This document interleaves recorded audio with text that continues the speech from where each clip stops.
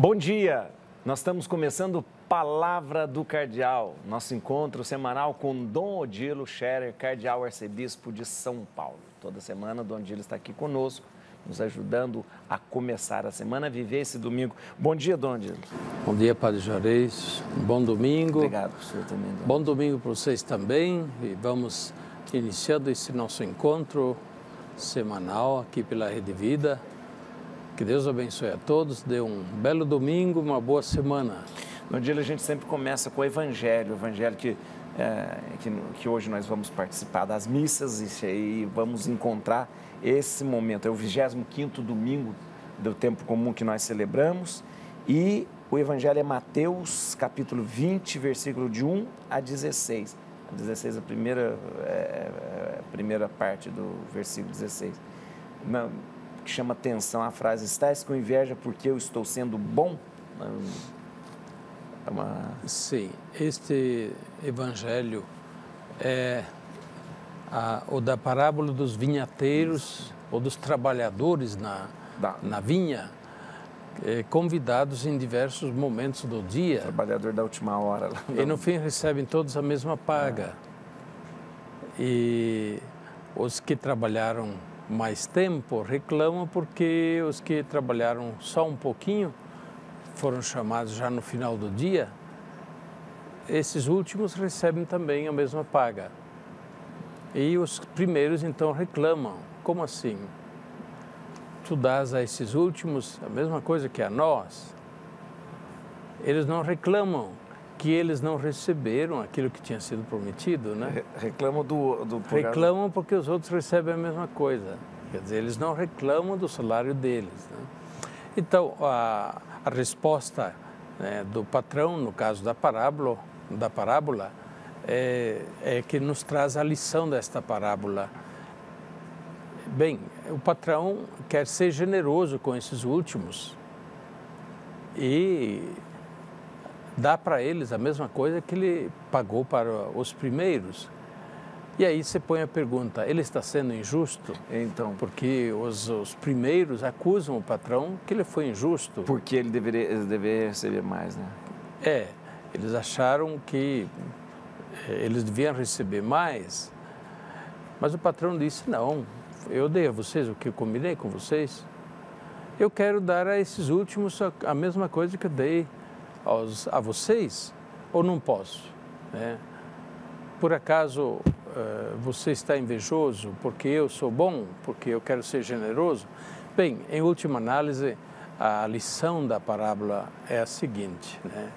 Os trabalhadores na vinha do Senhor, na messe do Senhor, são chamados em diversos momentos da vida, ao longo da vida. Nós, na vida, alguns vivem 10 anos, outros 20, outros 30, outros 60, outros 100 anos. No fim, todos recebem a salvação. Todos têm acesso à casa do Pai, ao céu. E a pergunta seria isso: então, esses que só viveram 10 anos têm menos direito de ir ao céu? Ou viveram algumas horas, né? Porque viveram só pouco tempo. E aqueles que viveram 100 anos têm mais direito de ir ao céu ou à recompensa porque viveram 100 anos e trabalharam 100 anos. Deus é que sabe lá que tipo de recompensa vai dar a cada um, mas o que Jesus quer dizer que a recompensa não depende tanto do nosso mérito, Isso. mas depende da bondade de Deus, que a recompensa, a salvação Por isso é graça, né? É graça de Deus, é generosidade de Deus e muito mais do que mérito nosso, não é? Esta é a lição que finalmente permanece. Deus é generoso, Deus é bom e quer dar a todos a vida e a salvação. É uma reflexão também sobre que a lógica de Deus é um pouco diferente da lógica humana, né? A lógica de Deus é da generosidade. Da generosidade, é da misericórdia. paternidade. Deus não quer que ninguém se perca, mas todos chegam ao conhecimento da vida, da verdade e da salvação. Jesus diz em outro lugar. É a mesma lógica aplicada aqui na parábola, né?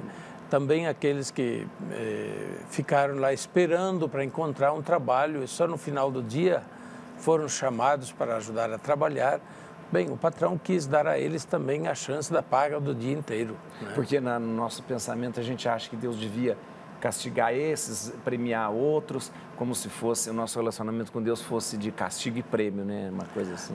Por outro lado, né, o modo de pensar de Deus, o modo de agir de Deus não é tão estreito como o nosso.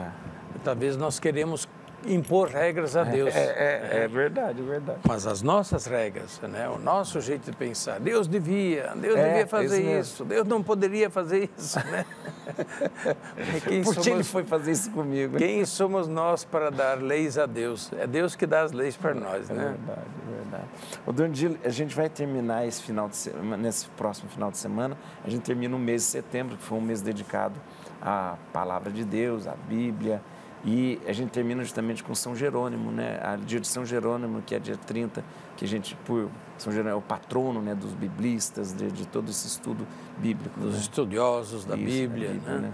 Sim, é verdade. São Jerônimo, grande estudioso da Sagrada Escritura, que lá no início dos primeiros séculos da vida da Igreja, fez traduzir para a língua comum, que era o latim comum daquela época, não o latim erudito, mas o latim popular, fez traduzir a Bíblia, né? Os textos gregos e hebraicos.